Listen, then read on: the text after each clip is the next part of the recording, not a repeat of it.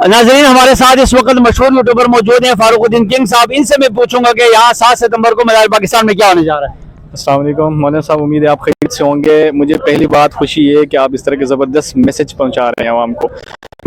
Social media का दौर है तो होना ये चाहिए कि सबको ये मैसेज जाना चाहिए। अगर ये आवाज़ आप ना उठाते, ये लोगों तक ना पहुंचाते, तो उन लोगों को क्या मालूम होता कि 7 सितंबर को यहाँ क्या होने वाला है। 7 सितंबर को यहाँ ख़त्म नबूवत कॉन्फ्रेंस होने जा रही है, जो एक तारीखी कॉन्फ्रेंस होगी, जो गोल्डन जुबली के नाम से मनाई जाती है। और इनसे मैं ये गुजारिश करूंगा कि आप हमारी कॉन्फ्रेंस है, ये उम्मत मुस्लिमा की कॉन्फ्रेंस है, तो आप अपने यूट्यूब चैनल के ऊपर इसके लिए क्या तैयारी करेंगे।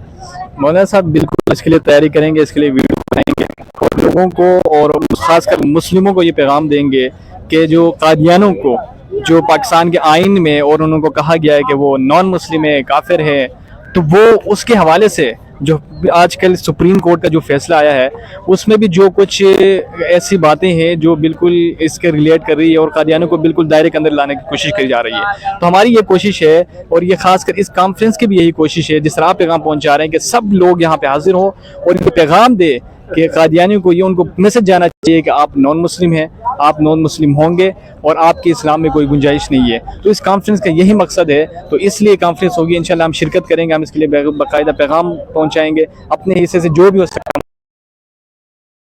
बहुत मेहरबानी। ये थे फारूकुद्दीन किंग साहब, मशहूर यूट्यूबर थे। आपका बहुत शुक्रिया जी।